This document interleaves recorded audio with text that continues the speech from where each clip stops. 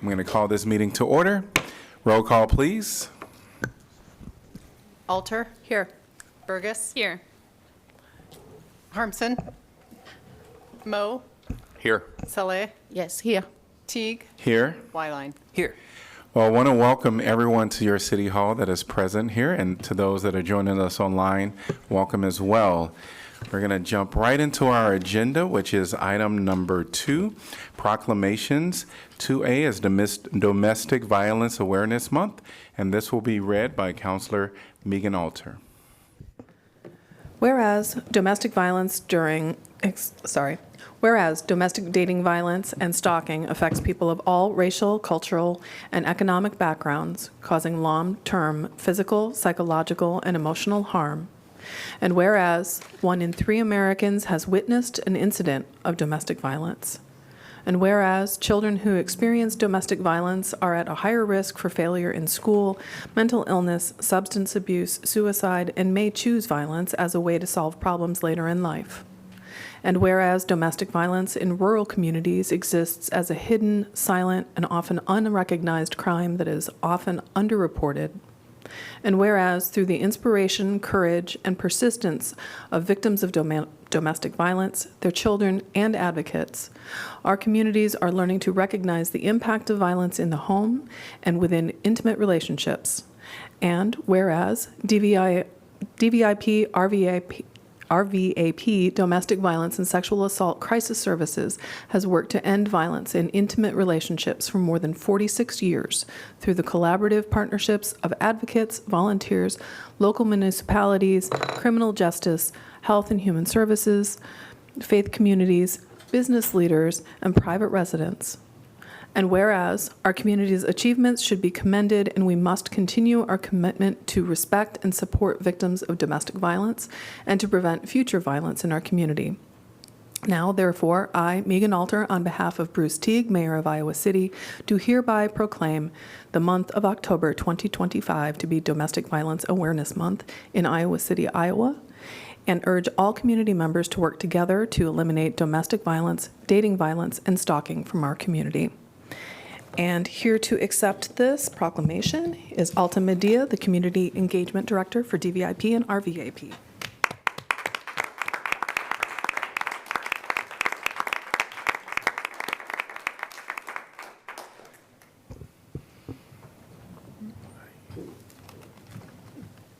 Hi. Thank you all so much. As always, the city of Iowa City is one of my favorite places to be. That's why I'm here every year. It's where I call home, and we are so incredibly grateful as an agency for all of the support that the city has provided us for our emergency shelter, transitional housing, and just supporting victim survivors of domestic and sexual violence and assault. We truly could not do this work without the community that we have here. It's absolutely vital to everything we do. Earlier, I dropped off some handouts with you all, and I just wanted to highlight a few things. I don't want to take a ton of time. I know there's lots of proclamations and work to be done tonight. But I did want to point out that in the past fiscal year, so July 1 to June 30th of 2025, we served 1,619 individuals that are from here in Johnson County, and 1,091 of those individuals were in Iowa City alone. That number is staggering and requires that we all continue to do this important work together. I also wanted to bring up our Shop for Shelter event. This Saturday, we are hosting Shop for Shelter. It is our biannual, we now do them twice a year, in-kind donation drive, and that provides items for victim survivors, everything from non-perishable food items to formula and diapers, those types of things at all area Hy-Vees and Fairways. But if you prefer to shop at Costco or Aldi's, you can go ahead and pick those items up and still drop them off with our volunteers. That's this Saturday morning. And then we also have the Clothesline Project. And so on the other side of your page, there is a link to that. It is on October 21st. The Clothesline Project is an event that is open to the public to increase awareness and allow folks to make a shirt in honor of someone they know or themselves and what they've experienced. It is allowing us to bring a conversation to the community and give a safe space for victim survivors to share their stories. So that will be at the end of the month, but that is everything. Thank you all so very much once again for this. Thank you.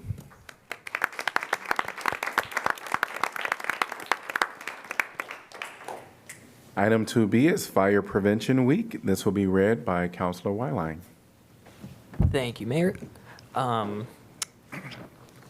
Whereas the City of Iowa City is committed to ensuring the safety and security of all those living in and visiting Iowa City, and whereas fire is a serious public safety concern both locally and nationally, and homes are the locations where people are at greatest risk of fire, and whereas home fires killed 2,890 people in the United States in 2023, according to the U.S. Fire Administration, and fire departments in the United States responded to 344,600 residential fires. And whereas working smoke alarms cut the risk of dying in reported home fires in half, and 3 out of 5 home fire deaths result from fires in properties without working smoke alarms. And whereas half of home fire deaths resulted from fires reported at night between 11 p.m. and 7 a.m. when most people are asleep. And whereas Iowa City's first responders are dedicated to reducing the occurrence of home fires and home fire injuries through prevention, protection, and education.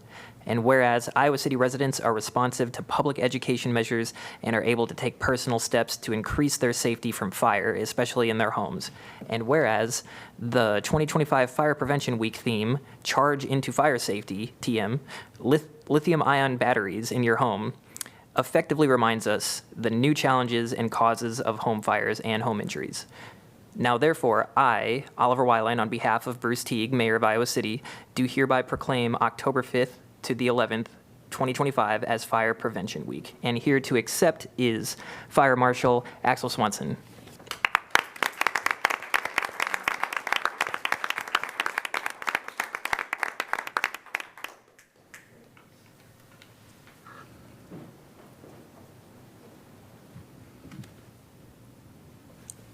Thank you. Mayor, council members, on behalf of the Iowa City Fire Department, I'm honored to accept this proclamation recognizing Fire Prevention Week 2025.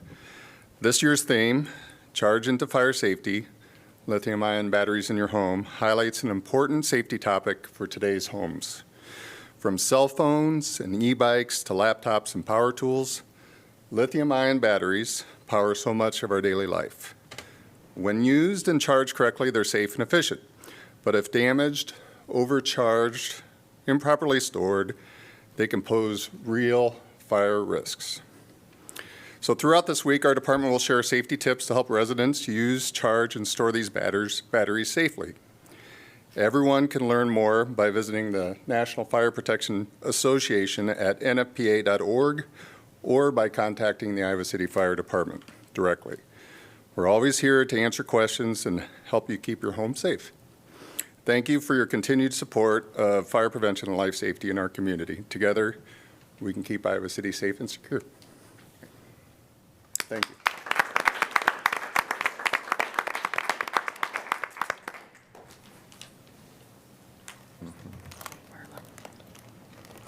All right, we're going to move on to item number 2C, Indigenous Peoples Day. Whereas the city recognizes the fact that Iowa City is built upon the homelands of Native American nations to whom we owe our existence, commitment, and dedication, and without whom the building of the city would not have been possible. And whereas the area of Iowa City was within the homelands of the Iowa, Meskwaki, and Sauk, and because history is complex and time goes far beyond memory, we also acknowledge the ancient connections of many other indigenous peoples here. And whereas Indigenous Peoples Day was first proposed in 1977 by a delegation of Native nations to the United Nations, sponsored International Conference on Discrimination Against Indigenous Peoples in the Americas, and whereas the City of Iowa City recognizes its shared responsibility to honor our nation's indigenous roots, history, traditions, and cultural contributions.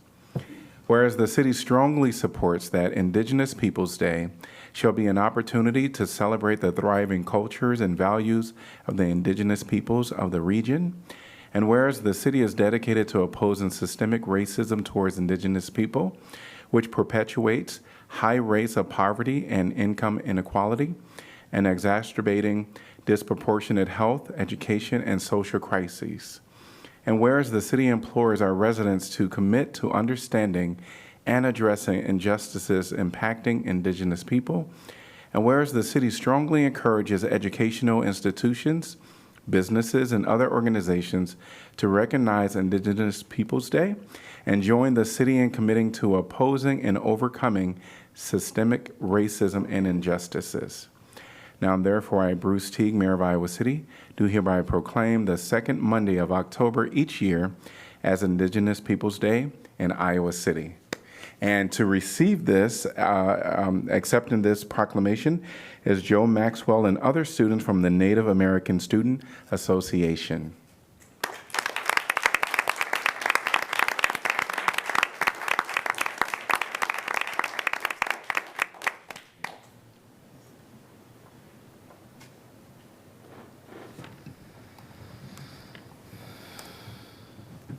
Thank you, Mayor Teague and City Council members. I'm grateful on behalf of Iowa City's Native American community to accept this proclamation. And I'm grateful for these symbolic gestures because as we enter into the agreement of the future together, it's just good knowing that everybody's hearts have the right posture. And with that, I want to emphasize that entering into the future with the correct heart posture is the right thing to do, and turning that heart posture into good actions with our hands is the next right thing to do. So I'm excited to see how Iowa City turns this intellectual understanding of Indigenous peoples' rights to the land into an embodied awareness and internalization of these things. I notice there's a lot of folks here that are celebrating and showing solidarity for the Palestinian cause. And as we continue to move into a future where Indigenous voices are being killed, to look for ways to protect Indigenous lives wherever they may show up. Thank you again. Thank you.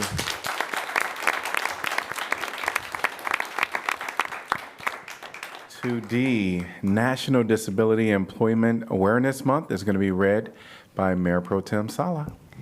Whereas the purpose of National Disability Employment Awareness Month is to provide education about disability, employment, and celebrate the many and variety contribution of American workers with disability. And whereas October 2025 marks the 80th anniversary of National Disability Employment Awareness Month, and whereas its history tracks back to 1945 when it began as a week-long recognition of people with physical disability, but later evolved into a full month that acknowledge the importance of increasing the workforce inclusion of people with all nature of disability. And we are supporting the talents and careers of Iowa citizens with disabilities and creating meaningful experience in the workplace is an essential ingredient to building an inclusive community and a strong economy. And whereas activities during this month will reinforce the value and the talent that people with disability add to our workplace and communities, and affirm Iowa City's commitment to increase access to good jobs for all workers, include workers with disability. And whereas Iowa City's long-term success is depending on empowering all individuals with ability to work to express their talent in the workforce, filling open jobs, and enhancing the quality of life throughout the community. And whereas Iowa City is committed to cultivating a positive, welcoming environment where an individual can pursue careers opportunity across many different occupations that welcome their skill set and help them reach their goals.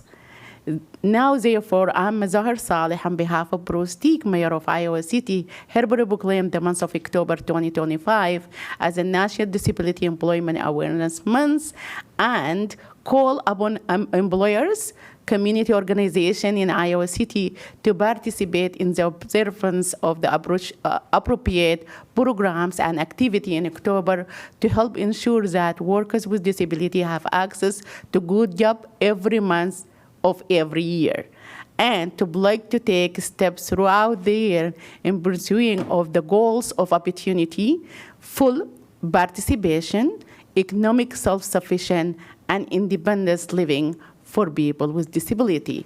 And here to accept is Monica Brockway, Vocational Rehabilitation Services Supervisor for Iowa Workforce Development and a member of the Disability Service Committee.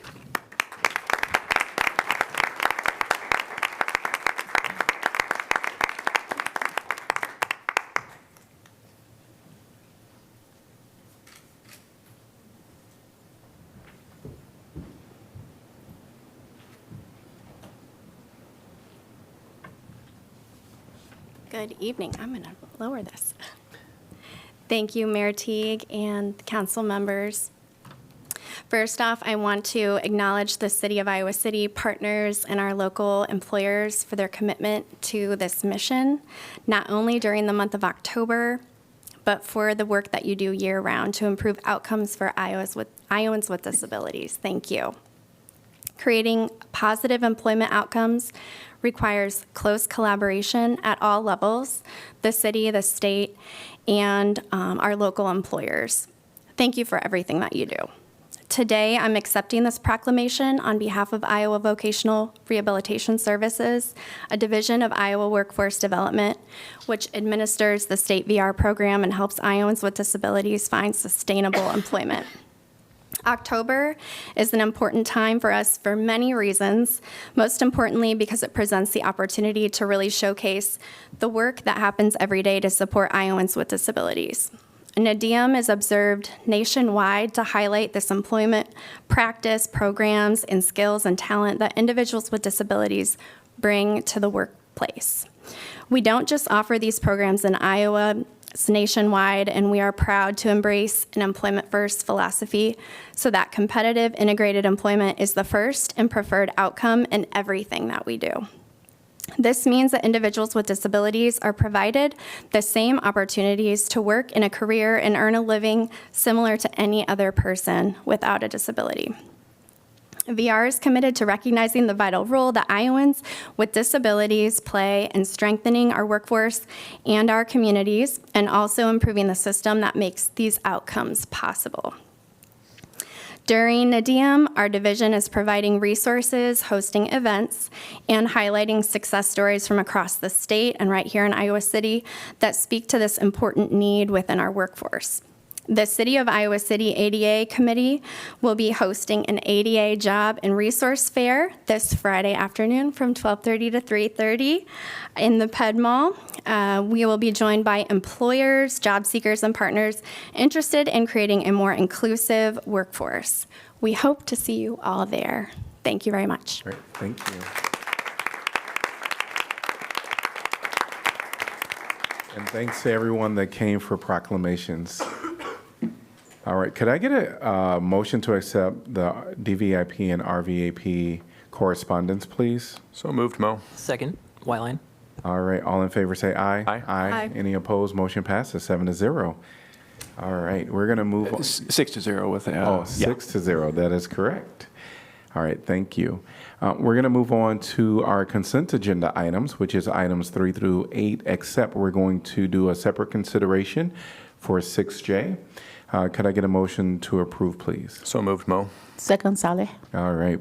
Anyone from the public like to discuss this topic? If you're online, please raise your virtual hand. Mayor Teague, do you mean 6J or the other thing? So 6J for separate consideration. Not yet. All right. So seeing no one in person or online, council discussion. I had a question actually about 6F, which is about a bird-friendly community. And in the resolution, I just want some clarification if there is any to be had.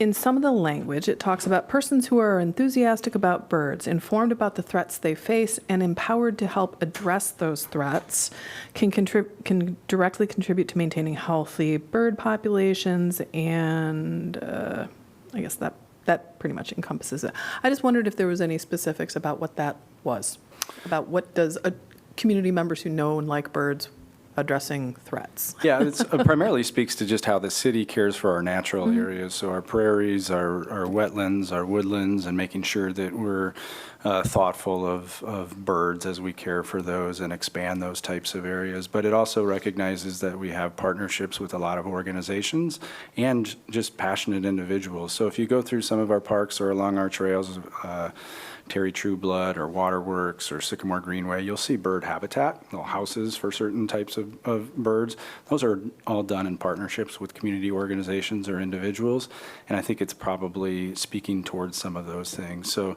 this is a designation that cities across really the globe can achieve.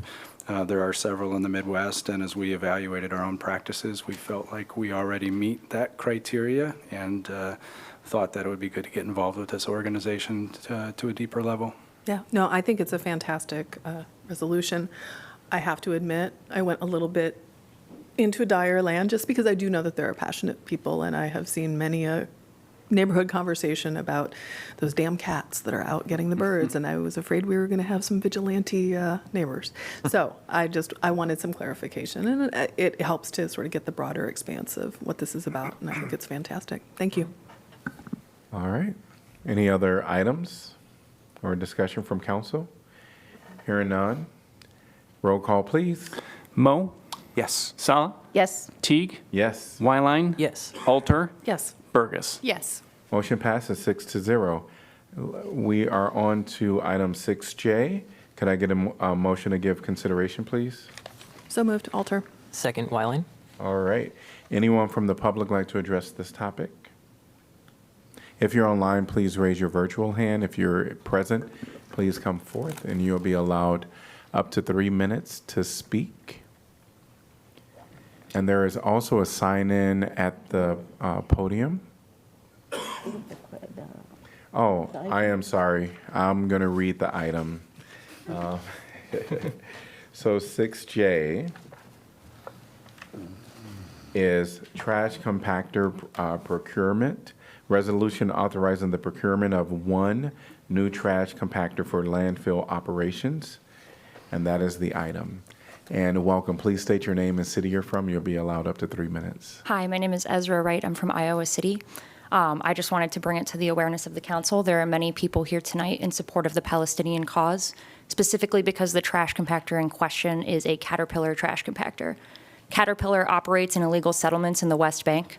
Caterpillar's bulldozers are used to destroy Palestinian homes and kill Palestinians. The D9 bulldozer was designed specifically for use by the Israeli occupation forces. The BDS movement calls clearly for a full economic boycott of Caterpillar. In particular, this issue should be of high priority in Iowa City because in 2003, American activist Rachel Corrie was murdered by the IDF using a Caterpillar bulldozer. She was in Gaza defending the home of a Palestinian family she was staying with. 2 of Rachel Corrie's aunts are longtime residents of Iowa City. Imagine how they must feel knowing that the city continues to do business with the company that facilitated her murder. Imagine how Palestinian community members feel seeing the city use the very machines that are used to destroy their homes. The Israeli occupation uses Caterpillar machinery as weapons of genocide against Palestinians. And for as long as Caterpillar maintains its partnership with the occupation force, it will be a target for boycott and divestment. Alternatives to Caterpillar exist. In August, this council voiced its support for the Palestinian cause. This is a time to put Iowa City's values front and center, taking actual material action in line with the international call for boycott, divestment, and sanctions. If Iowa City moves forward with this purchase, we will remember it. We'll remember it with every further platitude we hear from this council, and with every future symbolic proclamation that is issued. What is the city council going to do when alignment with human rights is inconvenient? I think we're about to find out. Thank you. Thank you. And we're going to ask people to hold their applause. Welcome. Please state your name and city you're from. And if you're online and you want to, This is an item that folks can comment on. If you're online and want to comment, please raise your virtual hand. Welcome. Please state your name and city you're from. My name is Pat Miner, and I'm from Iowa City. I've lived here for, I actually came here to go to college, and I've been living here ever since because I find Iowa City a wonderful place to live. And as many of you probably know already, I have been an activist in Democratic politics for at least 20 years. And during those 20 years, one of the things that's been foremost in my mind has been the Palestinian people and being a voice for the voiceless. And they are now becoming, people are becoming more aware of it, politicians are becoming more aware of it because of the genocide that's currently going on in Gaza. And this is one of the reasons that we have been so adamant at bringing things to the fore, is because there is a genocide going on currently in Palestine or in Gaza by Israel. And actually things aren't much better in the West Bank. If you follow there at all, Palestinians are being pushed out of their homes every day. They're humiliated at checkpoints. There's no end to understanding exactly what's going on. Some of you may remember that a few weeks ago, we brought before the City Council a BDS resolution, which was passed unanimously. Unfortunately, what was taken out of that resolution was the part of it that would have included purchasing in this resolution. And this is exactly why we wanted it to be included. We don't want Iowa City to be complicit in buying caterpillars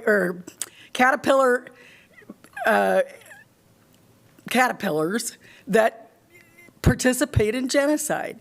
And we think Iowa City is forward enough thinking that we can, that you can agree with us.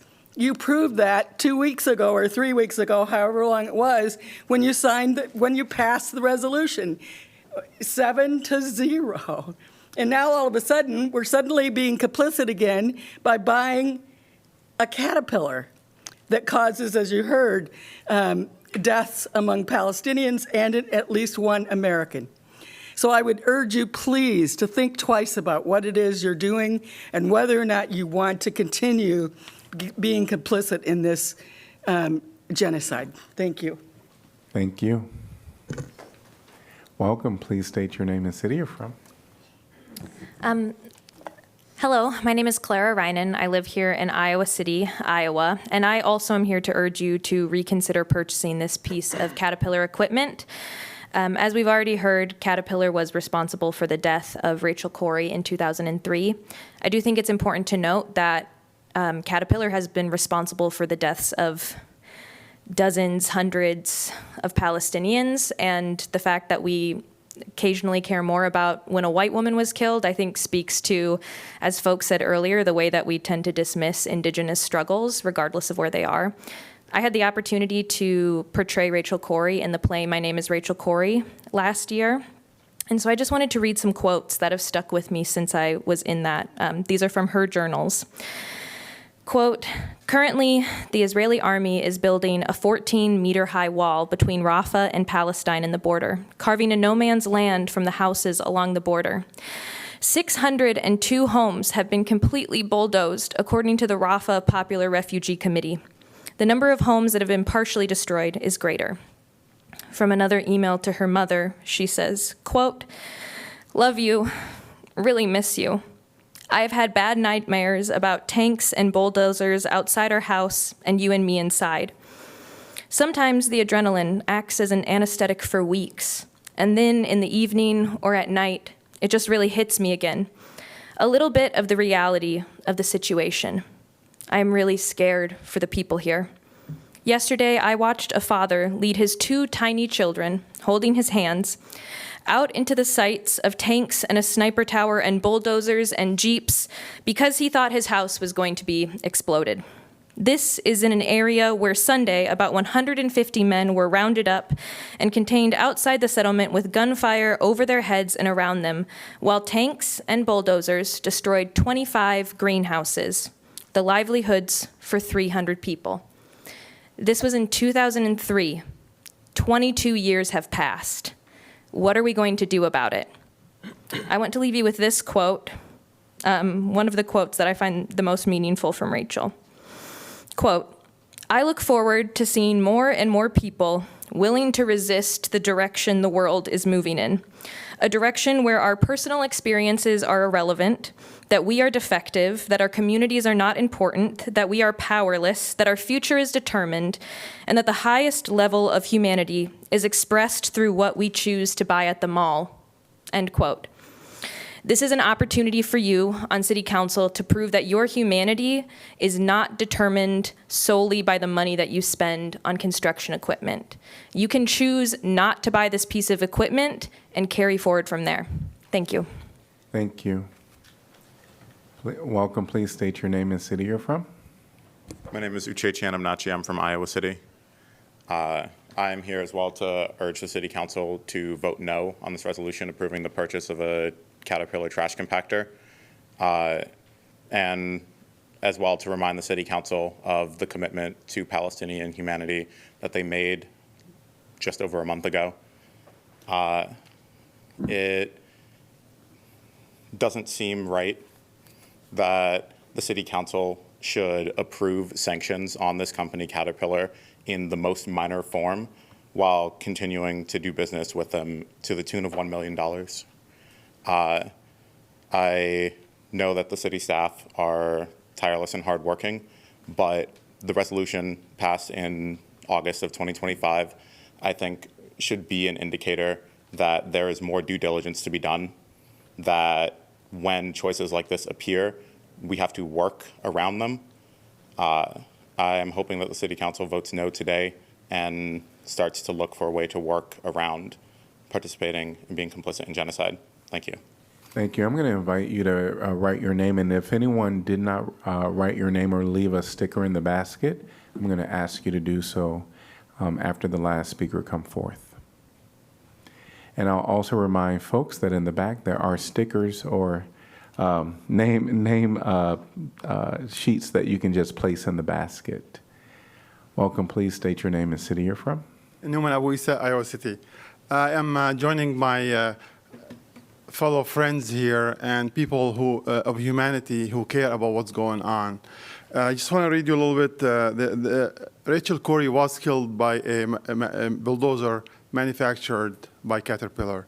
She tried to stop the bulldozer from bulldozing her friend's house, and she was wearing an orange vest.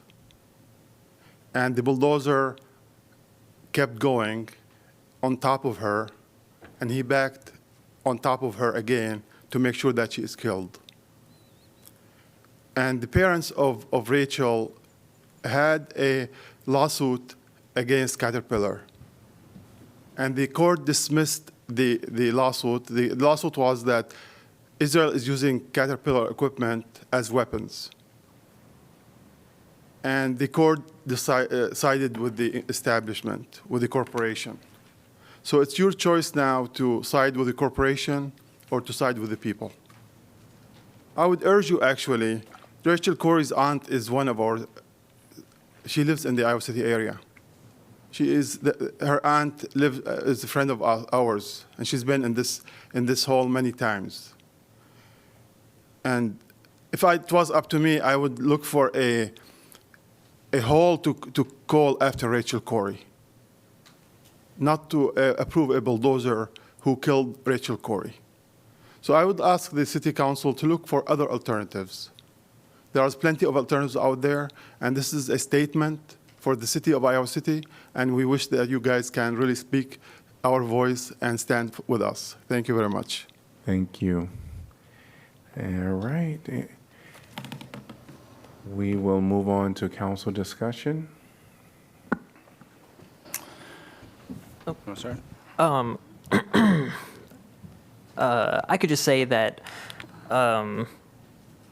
being the one who pulled this from the agenda, I wanted to thank the city staff for making sure that the city council was aware of this and being extremely transparent about it. Technically, the city staff is not violating the terms of the resolution we passed in August, because, like an earlier commenter said, that was not about purchases like this. It was about direct investments.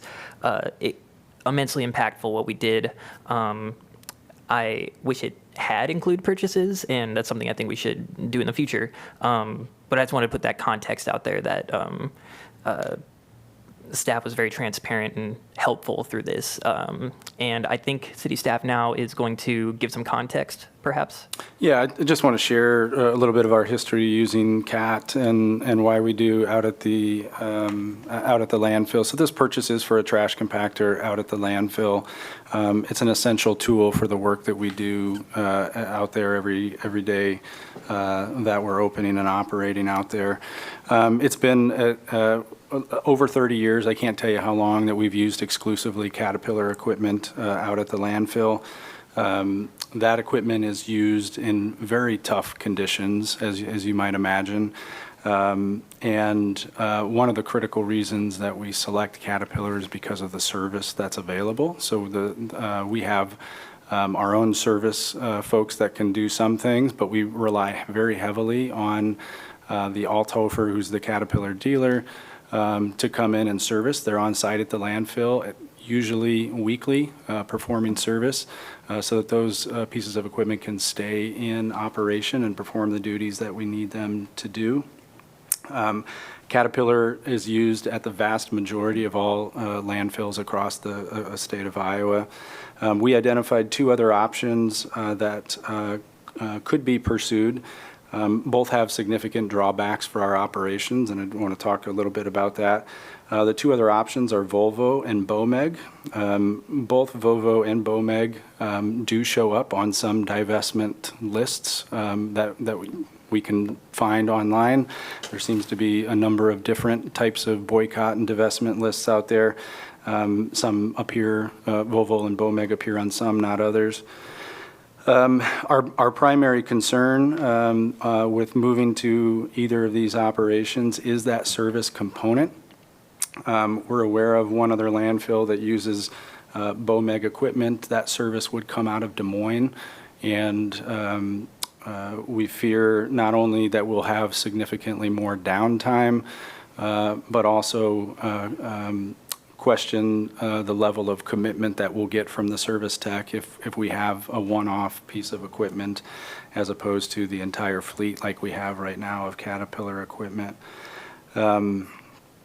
The price for all three units appears to be relatively the same. There's some add-on features that we wouldn't know exactly how those are going to calculate with the new equipment that we've never used.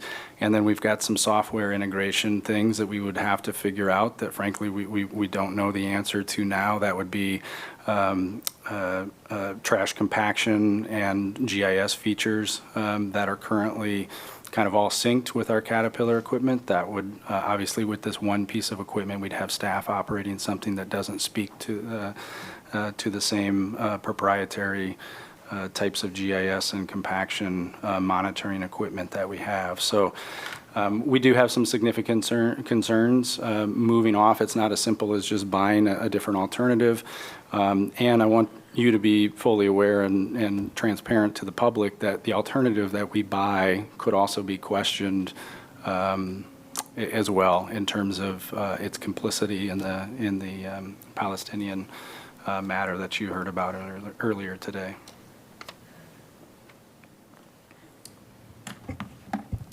How do you spell that? I'm looking online. Volvo and Bomeg, B-O-M-A-G. Okay. B-O-M-A-G. M-A-G. Yeah. Thank you. I suppose I could give my perspective that, so one thing that, always comes from taking action like this is there's always obstacles, there's always hurdles, uncertainties in the future, but I think it's just about taking it's about not being afraid of those things and maintaining that character, that commitment to human rights that we have as a city. Caterpillar is one the billboard organizations of what you see when it's sponsoring Palestinian ethnic cleansing. And that added with the context of Rachel Corrie's family still living in Iowa City, the context of we just passed a resolution, and I just don't feel that this would be in the spirit of said resolution. That today is also the 2-year anniversary of, it's October 7th today, it's a 2-year anniversary of the beginning of this iteration of the genocide that's happening. And the fact that just today a resident, I won't name him because I don't remember if I got explicit permission to use a name, but a resident showed me a video of a Caterpillar bulldozer that destroyed part of his neighborhood. Yeah, my family sent me this video of it happening recently. So with all those things combined, I know that there are challenges. I would say at least what we should do today is to have staff explore those challenges a little bit longer. If not, just vote no today. I would be agreeable to either of them. Mm-hmm. So we can get more context, direct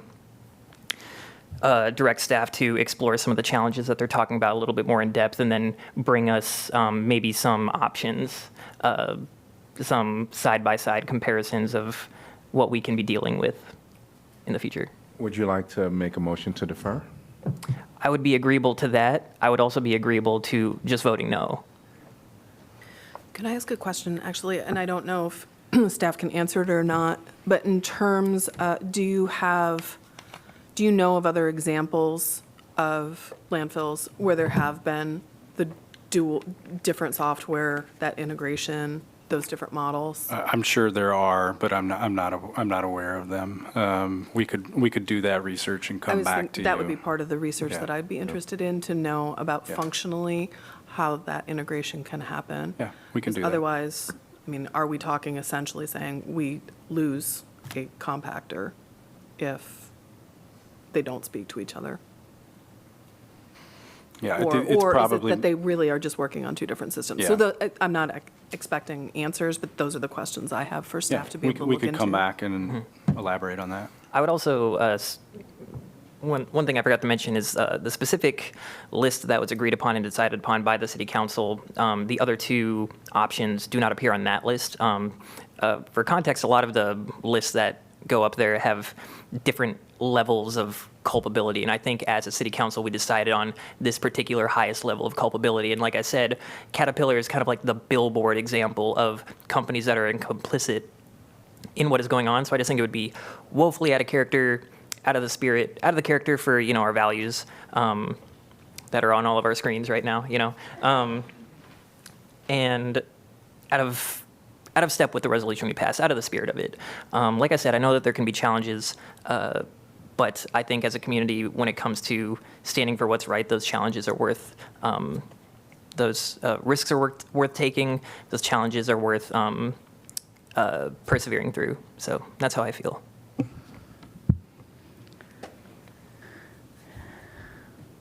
I just think that, since Caterpillar has long been documented even by the UN and Amnesty International for supplying equipment used to demolish Palestine home, I think this is not, how come we just pass something even last month or when, I don't remember even, and everybody was very excited about that, and suddenly we are purchasing something from this company. I really just will prefer that the staff look for another alternative and vote no for this today, or maybe just postponing and come, if you want to put it on the agenda, put it again for purchases with somewhere else that not killing the Palestine people. I would be amenable to, I'd like to make sure that staff has the opportunity to look at what possibilities there are for these options, right? Like, what would the challenges be in looking at these other systems? But also, are they insurmountable? It doesn't sound like they are, which I think is very positive. So, on its face of it, I think that given all of the context that has been laid out, that it makes sense to look for an alternative. I'm just interested in procedurally what's the cleanest thing, vote no and come back with more information, or actually delay? I would suggest a motion to defer. Defer. And give some direction maybe for, in the meantime, a memo or a presentation during the meeting, or? Yeah, we could, I'll have to think this through. We could either do a memo in an IP and talk about it in a work session, then you can direct us to what you'd like to place on the agenda. That way we avoid potentially trying to guess at where you're going to land with a specific resolution that's pre-prepared. So I'll give that some thought, but probably return to you with a memo, either in work session or at a regular formal, leaning towards work session. Yeah. Was like bringing an alternative company, not this one, right? All of us were not agreeing for Caterpillar. So, Is that what I'm hearing? Yeah, so I think, thanks for highlighting this, thanks to staff, thanks for the public coming to talk about this. I tried to do a little of research, but I think as I'm understanding it, there are a few companies that are really highly involved, and Caterpillar, is one of them. The others, Volvo and Bomag, may not be to that degree if they're the only options. And so, with that information, I don't know that I need to delay today's vote. I think I can vote on the Caterpillar item and still have staff come back with some options for us. At least that's what I'm. That's what I'm thinking too. What I'm thinking. It doesn't seem like the right thing to do to delay it, and have that still as an option when I'm hearing that that is not what at least the individuals that have spoken so far would like to do. Yeah.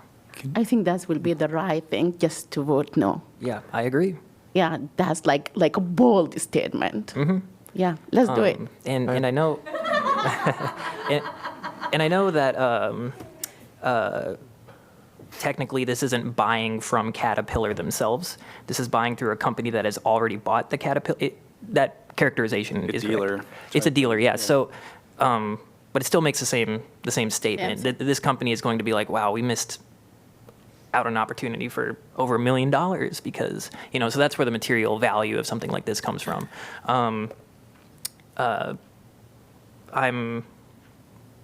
I'm ready to, unless anybody else has anything to say. I have a single question, and that would be mostly for our city attorney, and that is for I guess it's not horizontal or vertical infrastructure. Are there any competitive bidding requirements that we would want to consider for choosing between the two others that we're looking at right now? No, I wouldn't consider the purchase of this form of equipment as a public improvement, so I don't.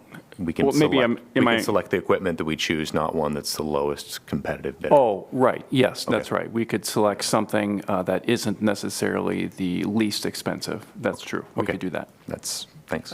For these types of purchases, we use cooperative purchasing agreements. So these have already been competitively bid by another government agency, and we're able to use their bidding process to justify the expense. Sure, yeah, well, that's good. We're not running afoul of any state bidding laws. Yeah, that would speak to our purchasing manual as opposed to public improvement project.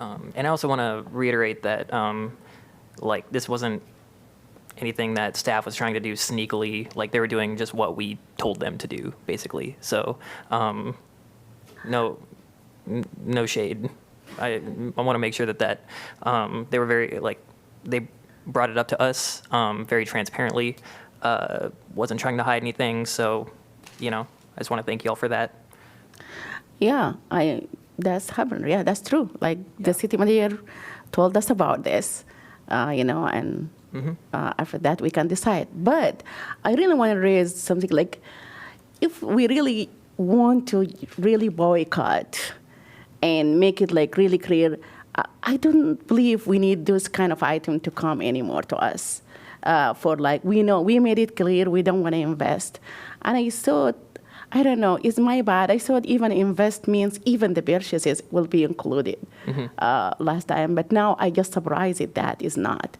So if this item now today we don't we don't want to vote for it and we're going to vote no, I think similar item will vote no too. That's why we should make it clear to the staff, not wasting their time on putting this so they come back.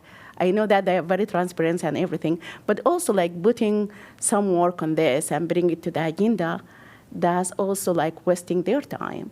If we really want to tell them that, please, if there is any another purchases that will be from an organization or company that support Israel, then just don't do it. That's it. We already made a clear resolution, and we don't want to see those kind of items to come to us because all of us, we don't agree.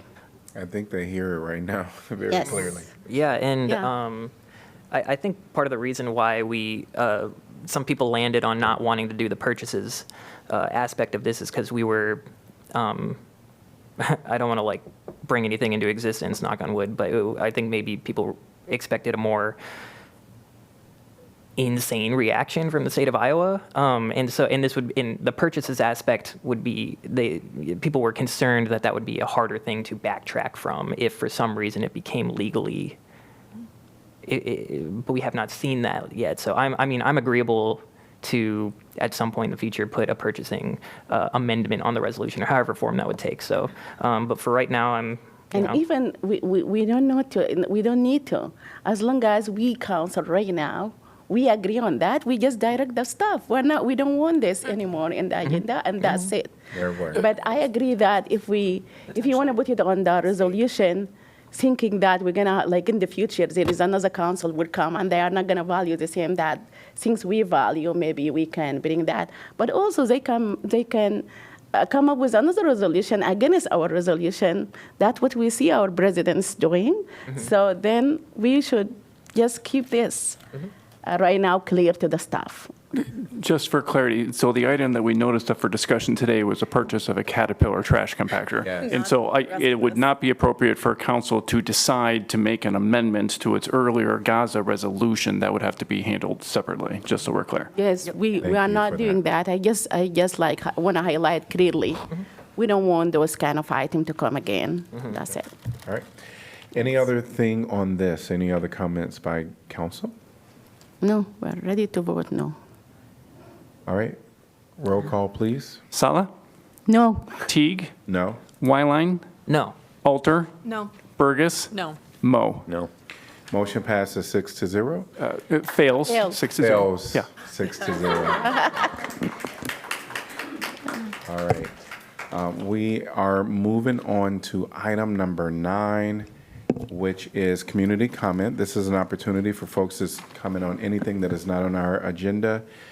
Public comment is intended so that members of the public can be heard by council because community comments for items not properly noticed on the agenda. Council cannot engage in discussion or debate due to open meeting laws. And wanted to see the hands of those that would like to speak during this time. All right. You'll be allowed up to 3 minutes. There is a sign-in sheet, but there are also pages in the back that you can fill out and just drop in the basket. Welcome. Please state your name and city you're from. You'll be granted up to 3 minutes. Good evening. My name is Morgan Sauce, and I am from Iowa City. Today, I would like to speak about the ongoing COVID-19 pandemic. Normally, I would start this with the Pandemic Mitigation Collaborative's estimate of actively infectious Iowans this week. Unfortunately, I can't. The government's shutdown has left the CDC in a communications blackout with vital information for disease prevention left at the doorstep, while ICE and CBP continue to function unabated, terrorizing our communities of color. PMC's estimates, based off of last week's data, show 1 in 58 Iowans actively infectious with COVID. Last time I spoke in front of City Council, I mentioned a study from July 2025 by Colorado University that showed dormant cancer cells in the lungs rapidly duplicate during acute COVID and influenza infections. This leaves cancer patients and survivors at increased risk of remission and severe illness. 2 weeks ago, another study confirmed the worst suspicions. Released in Biomed Central on September 26th, scientists found that SARS-CoV-2 can contribute to tumorous cancer development. A short biology lesson to catch everyone up. Cancer is caused by cells with damaged DNA rapidly replicating. These damaged cells do not have the shutdown systems built into every cell called apoptosis, which is basically a cell self-destruct button. SARS-CoV-2 damages a cell's ability to repair, correct, and maintain healthy DNA, and its ability to start apoptosis in the case of extreme damage. These damaged cells go on to reproduce unchecked and cause cancer, especially tumorous cancers. I will remind everyone that Iowa is the second highest in the nation for cancer rates per capita, long attributed to dumping fertilizers and radioactive runoff in our rivers. Now we can officially add rampant COVID spread to the equation. Some steps we can take to mitigate COVID spread at the local level are: 1, HEPA filters in every room in every public building and school. 2, mandatory COVID vaccinations for our city employees, school faculty, and children attending public schools in Iowa City with a carve-out for medical exemptions. 3, KN95 or better masks should be available in every public building in the city, mandatory for faculty in all healthcare settings, and mandatory for patients in hospitals and clinics with a carve-out for medical exemptions. As time goes on, our communities have been and will continue suffering and lose productivity because of repeated damage done to our bodies from COVID infections. Please stand up for your community and protect the health of yourselves and those whom you were elected to serve. Thank you. Thank you.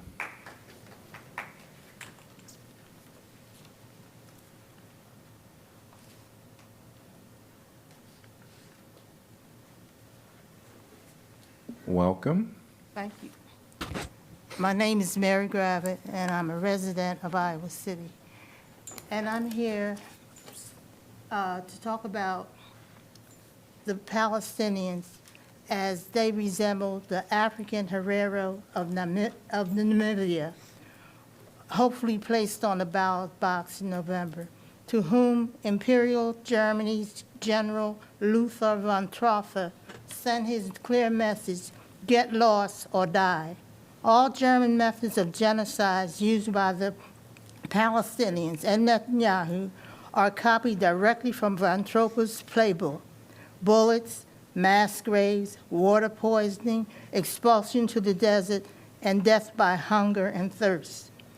This tragedy happened at the dawn of the 20th century. Thereby, Namibia was the blueprint for the Nazi Shoah or Holocaust.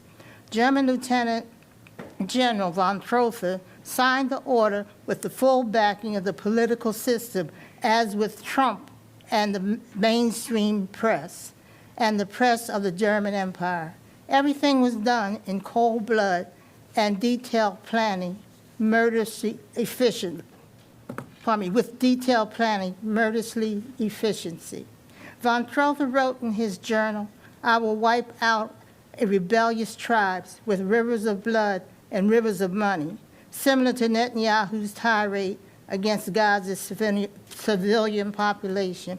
Only following this cleansing can something new emerge, he wrote in his diary, published in the German press in 2004, on the 100th anniversary of the Herero Holocaust.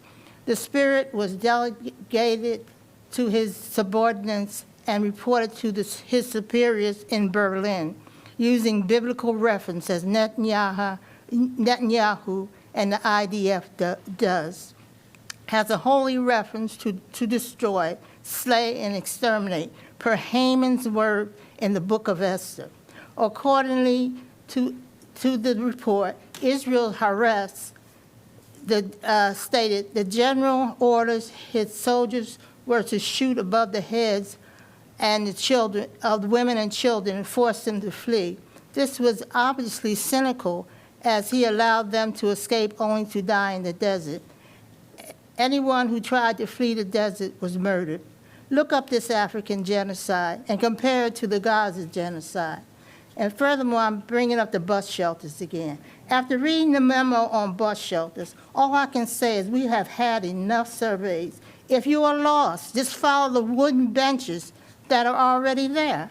We have to stand our ground and Thank you.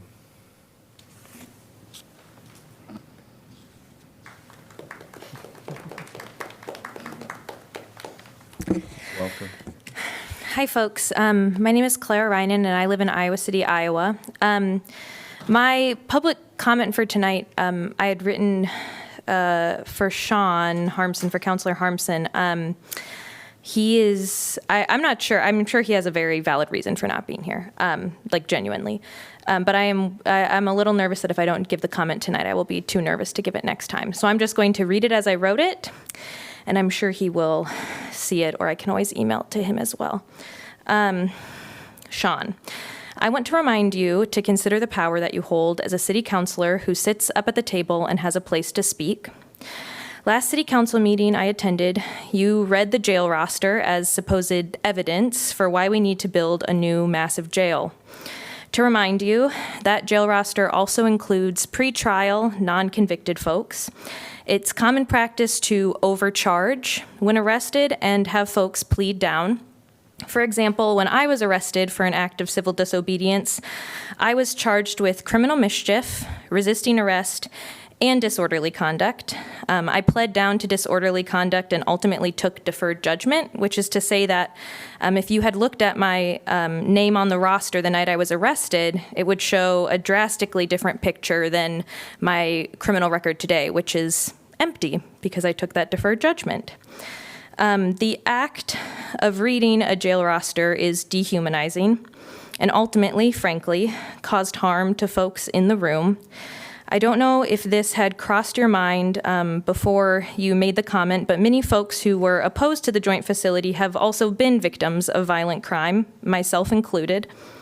I was not mentally or emotionally ready to hear you read a list of violent actions that were allegedly perpetrated, and if I'm being honest, it was incredibly triggering for me. I hope you can take this comment not as a personal attack, but rather a reminder that you have immense power and privilege, and sometimes it's easy to forget what that means. So I would just like to remind you, Sean, and everyone that language is important, our language matters, and I would encourage you to just take a little bit of time to consider the impact that some of the language and tactics we're using to try to get certain measures to pass, just to remember the effect that that can have on folks in the room and who are reviewing the meetings later. Thanks. Thank you. Anyone else would like to have a comment during this time? All right, welcome. Hi, I'm Mike Anderson of Iowa City. I just wanted to talk briefly about ICE. I've just come here tonight to urge bold and decisive action by the Iowa City City Council to frustrate, slow, and impede at every turn possible the presence of ICE in this community. I know that I'm preaching to the choir to a certain extent to some people in this room, but on Thursday, September 25th, we all helplessly watched as ICE took violently a person from our community. And yeah, it's very upsetting. What wrong did this person do to warrant this treatment?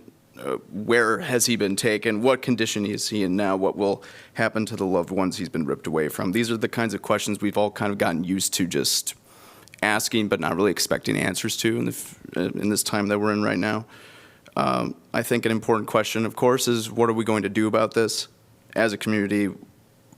I think we need more than inspiring speeches to push back against the lawlessness of ICE in our community. We need bold and decisive action, and I'm grateful to live in a community that took action that, you know, we all saw tonight with you guys on the vote with the Caterpillar trash compactor. It's honestly like, it's inspiring, and it's cool to see from the local leadership. And I know that our civic structures limit what you guys are all able to do in the face of all of this. But that doesn't mean you're entirely powerless. Just yesterday, Mayor Brandon Johnson in Chicago signed an executive order establishing ICE-free zones. The American Immigration Council has a paper that lists a range of other relevant municipal policies, including restricting cooperation of local police with ICE. So I just urge you all to consider these and any other measures that you all as capable and experienced policymakers can imagine that might hinder or halt the activities of ICE in our community. Will we be able to stop the next person from being taken? Maybe not, but I feel like we have to try. So that's it. Thank you. I'm going to invite you to sign in there, please. Thank you. And with that, we will end our community comment section. We're going to move on to items number 10, planning and zoning matters. 10A, zoning code amendment, floodplain management standards. Ordinance amending Title 14 zoning related to the city's floodplain management standards to ensure that communities continue participation and eligibility in the National Flood Insurance Program. I'm going to open the public hearing and welcome. Good evening, Mayor and Council. Danielle Sisman, Neighborhood and Development Services. The proposed ordinance tonight updates the Iowa City's floodplain management standards to adopt FEMA's new flood insurance rate maps, FIRMs, and the Flood Insurance Study, or FIS, and aligns our local zoning codes with the National Flood Insurance Program requirements. Iowa City participates in the National Flood Insurance Program, which makes federally backed flood insurance available for all eligible buildings, whether they are in a floodplain or not. Adoption by the effective date of the new maps in December of this year preserves major benefits for our residents and businesses, such as continued access to federally backed flood insurance and mortgages. So the actions that we need to ensure tonight are adoption of our new firm maps that are being published by the FEMA, and to align some changes in our local zoning ordinance. What does it mean to be participating in the NFIP? The NFIP provides federally backed flood insurance to property owners and businesses. In exchange for flood insurance, participating communities such as Iowa City must adopt and enforce minimum floodplain management regulations to reduce flood risk. The NFIP offers coverage for flood damage to homes, belongings, and businesses, and is, like I said, managed by FEMA. The firm, or that map, is the the rate map for that insurance. It's once effective, it's the official and current flood insurance rate map adopted by Iowa City, and it's used to determine the minimum floodplain management, building code, and flood insurance requirements under that program. FEMA provided us copies of that map in June, and they will, like I said, become effective in December. As a delegated community, Iowa City is responsible for locally enforcing those floodplain management regulations. We coordinate with the state and the Iowa DNR for guidance as needed. So this shows a side-by-side of the previous effective map and the pending preliminary firm that will be effective in December. In Iowa City, the Iowa River and its 5 tributaries, Clear Creek, Ralston Creek, Rapid Creek, Snyder Creek, and Willow Creek, transport water through their banks. Throughout the year, water overtops the banks and does spread out into those floodplain areas. The area of floodplain is greatest around the Iowa River, over 900 acres impacted, and includes nearly 300 structures. Along Ralston Creek, the floodplain is less than half that size, about 400 acres, but contains roughly 450 structures. As I said, in flood hazard areas, new buildings, additions, remodels require a floodplain development permit through the city. Flood heights along Ralston Creek have decreased if you compare these two maps side by side. It's a little hard to see, but just generally that Ralston Creek area has seen a decrease in that area. Some homes and businesses that were previously in a special flood hazard area and subject to mandatory flood insurance purchases requirements may no longer be. However, the flood heights along Willow Creek have increased somewhat, possibly putting some houses, structures into required flood insurance standards.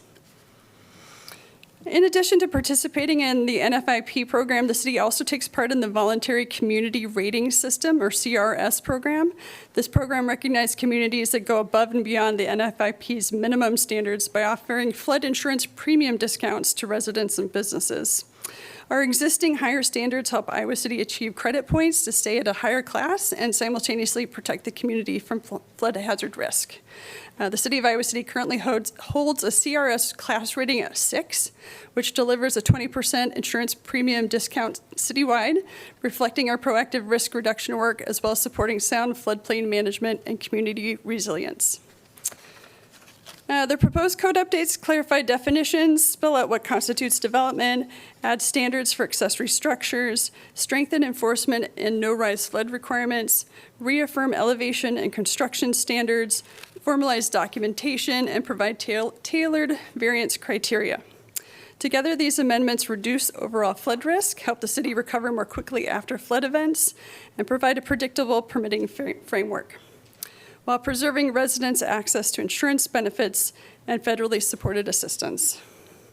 Staff did prepare the proposed ordinance in collaboration with the Iowa DNR, whose responsibility it is to make sure participating communities are enforcing the NFIP criteria.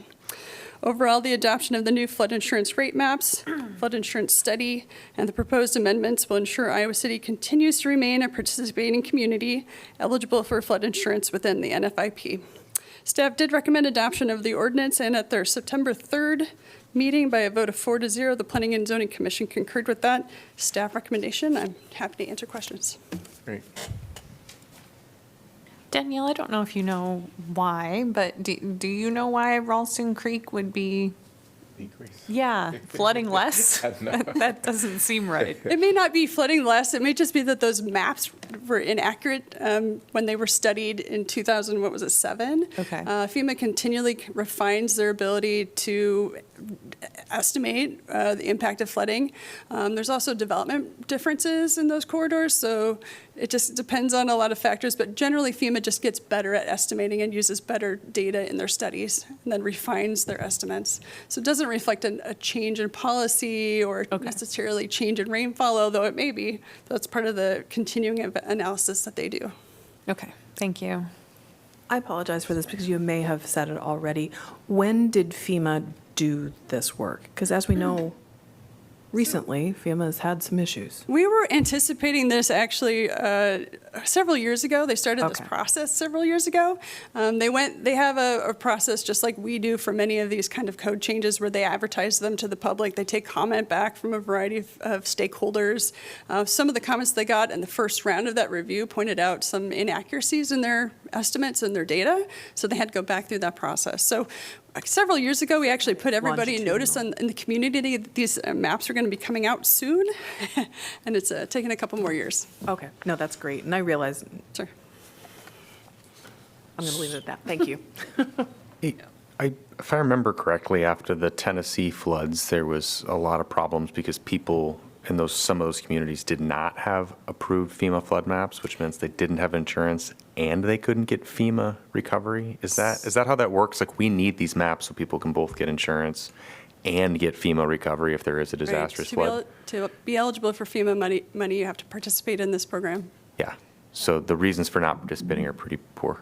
I mean, if we did not participate in this, we would lose quite a few of the benefits we currently have, not just that 20% insurance premium discount. It would make us ineligible for FEMA recovery money. That's actually. And we adopt these maps, but if a developer or a community member wants to modify these maps, there's a process for that too, right? There absolutely is. After the maps are adopted, someone can study their individual property more specifically, hire an engineer, go through a process through FEMA called Letter of Map Revision. So they take that map and they take their study and they say, I think this part of the map needs to be revised. FEMA has a review of that, whether they choose to accept that request or not, and then they keep that on file as well. So. Yeah, that can sometimes make those maps change a lot over the time. It's private people saying nope. So, thank you. Hearing no more questions, thank you. Anyone from the public like to address this topic? If you're online, please raise your virtual hand. Seeing no one in person or online, I'm going to close the public. Wait, before I close the public hearing, I want to see if folks are inclined to vote with P&Z. All right. I'm going to close the public hearing. Could I get a motion to give first consideration, please? So moved. Alter. Second, Mo. All right. Council discussion. I think we absolutely should do this. How does it affect our new bird-friendly status? You're making fun. Yeah. I'm a bird enjoyer. I just want to,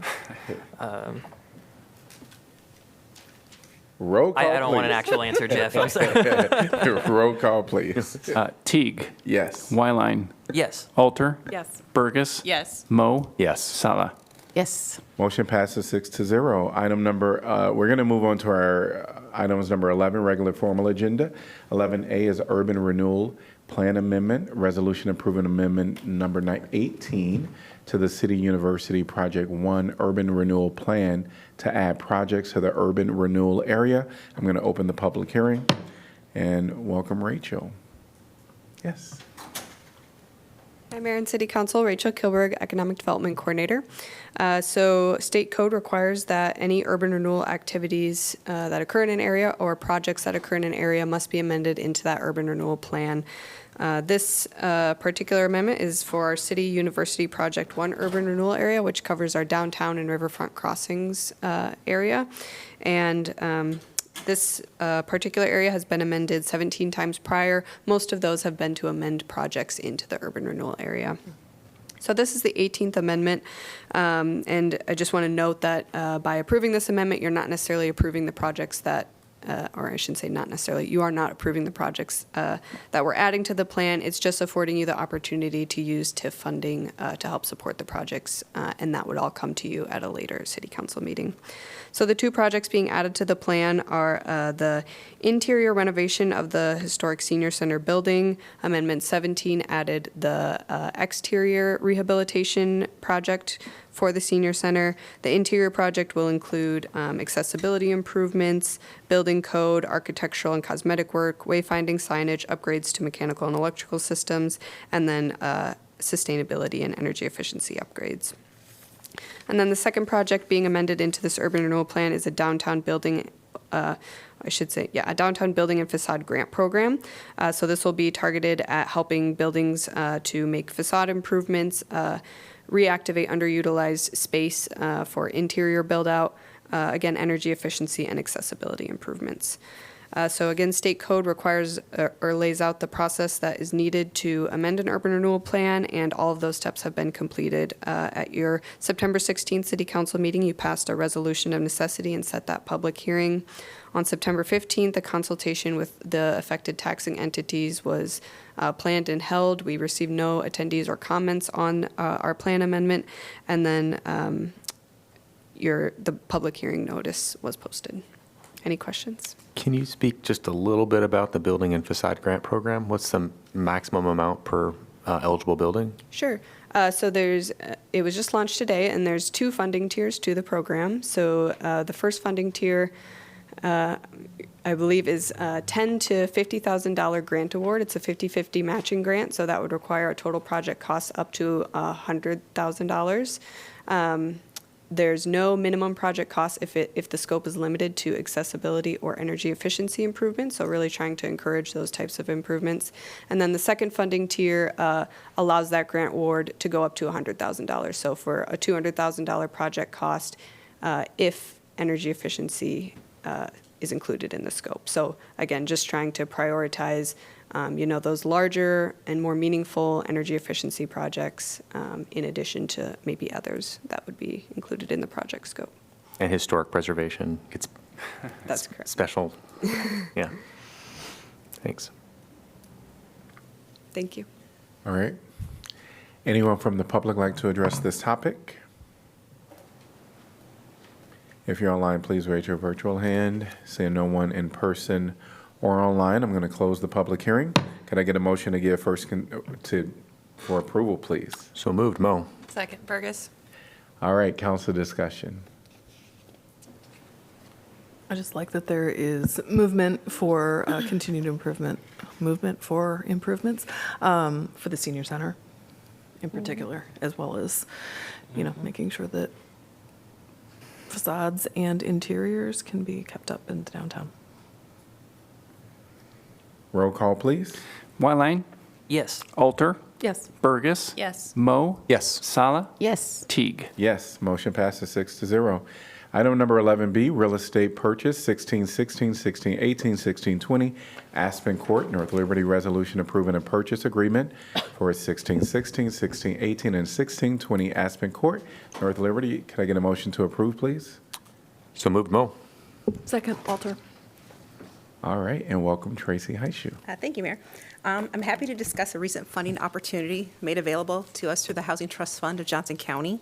In 2023, the City of North Liberty contributed a portion of their ARPA funds to the Housing Trust Fund so that they could create affordable housing within their community. As many of you know, the Housing Authority is a city division, but we operate as an enterprise fund. So all the money that it takes to operate the Housing Authority comes from generated rent revenues and federal funds through the Housing Choice Voucher Program and the public housing programs. Our housing jurisdiction, though, includes all of Johnson County, Iowa, and parts of Washington County. And as we serve the entire county, we're able to apply for these funds. We currently have about 220 voucher holders in North Liberty, but yet all the housing units that we own and manage, about 123, are in Iowa City. This opportunity allows us to better serve residents throughout our whole jurisdiction to strengthen access to housing where people live and work. We've identified 3 properties you see on the screen. They are 3-bedroom townhomes on Aspen Court, North Liberty. They are new construction, so we anticipate maintenance needs to be low for the first 5 to 10 years. The total cost is $927,500. We secured a $368,000 forgivable loan through the Housing Trust Fund of Johnson County. The remainder of the funds will be paid through our available affordable housing, Housing Authority available balances. On the agenda, you saw that there's an agreement for 2 of the units since their Housing Trust Fund is contributing $368,000. We will limit at initial lease up to people below 50% of median income. We anticipate all vouchers being utilized at least exclusively for the first 5 years. But since we're using vouchers, basically everybody, all 3 units, will have to be under 50% of median income upon lease up. We did look at, if you remember, when Naomi presented about opportunity zones, basically that means it's low social vulnerability and then a higher economic mobility for children of households with lower incomes. You can see the project location. We are in basically a high opportunity area. We followed the selection criteria that we set up by council a few years back regarding amenities. It's not in the floodplain, items like that. Follows all of our site selection criteria except for it's not in Iowa City. But since this is North Liberty funds, it can't be. So we have a purchase offer on this. As soon as, if you guys approve it, we'll enter that. We'll enter the affordable housing agreement with the Housing Trust Fund. It is a 40-year compliance period. That means if for some reason in year 20, our priorities change, anything happened, we could sell it, but we'd have to get permission through the Housing Trust Fund. But you know, when the Housing Authority owns and manages property, we consider that permanent affordability. So even if we sold it, we'd invest that back into the community. But for 40 years, if we sell it, we'd have to return those funds back to the Housing Authority, or sorry, Housing Trust Fund. Too many housing words with housing in it. So, and I know Ellen from the Housing Trust Fund is here tonight if you have any questions. And I'd be happy to ask it or answer anything else that you might have. I do have. Go ahead. I just had one question, and it's back, I don't know, probably about a third of the way into you talking about this. With those units, you said you anticipated something about voucher use for 5 years. What, can you explain that a Due to little the bit more? source of funding, they'll have to be project-based vouchers. We anticipate using vouchers, but we'll get the minimum, we'll look for the shortest period that we can to be in the project-based voucher program. And then after 5 years, that being said, we own, besides the public housing units, we own 23 other city owned affordable housing. All but one have a voucher. So we fully anticipate that a voucher will be living in these homes for the entire tenure that we own them. Okay. I think my question also just kind of the same line.